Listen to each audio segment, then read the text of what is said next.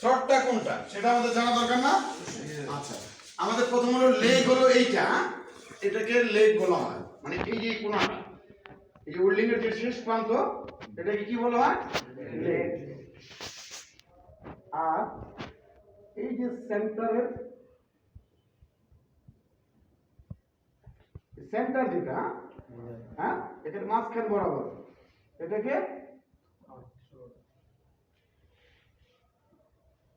থ্রড বলা হয়। আর এইটাকে, এই যে উপরে যে ক্যাপিং এর যে অংশটা, এটাকে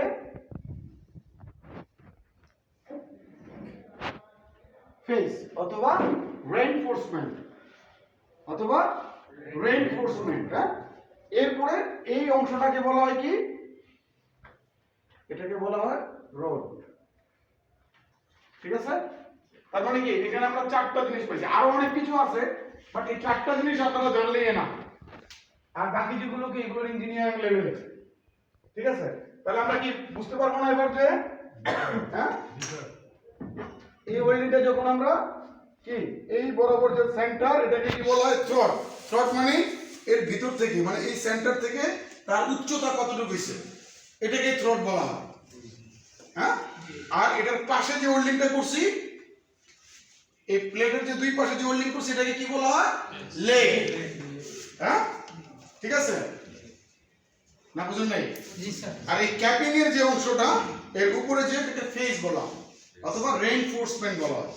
ক্লিয়ার না? জি স্যার। হ্যাঁ, বুঝতে পারবেন তো? Yes sir. আচ্ছা, তাহলে আজকে কি, আজকে আমরা যে বিষয়টা শিখলাম, মূলত ওয়েল্ডিং কি, ফিলেট ওয়েল্ড কয় টাইপের? তিন টাইপ। এক নম্বর হলো কর্নার জয়েন্ট, টি জয়েন্ট, লেগ জয়েন্ট। মনে থাকবো?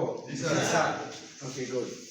আর বাকি যে জিনিসটা শিখলাম, যে কর্নার জয়েন্ট আমরা কিভাবে টেস্ট পিস তৈরি করব, মানে জব প্রিপারেশনটা কিভাবে করব, মোটামুটি এটা শিখে ফেলছি, তাই না? পারবো তো নাকি? আমি কিন্তু সবাইকে দেবো আবার। সবাই পারবো? কারণ এখানে আরেকটা বিষয় আছে, এটা তেরা করে লাগানো যাবে না, দেখবেন সবগুলো 90 ডিগ্রি। হ্যাঁ, প্লেটের যেগুলো আছে 90 ডিগ্রি। সো এটা আপনারা কি অবশ্যই মানে একজন তৈরি করবেন, আপনারা সবাই দাঁড়িয়ে থাকবেন, দেখবেন কিভাবে তৈরি করে, আমি আপনাদেরকে প্লেট দিয়ে দেবো। হ্যাঁ, ঠিক আছে?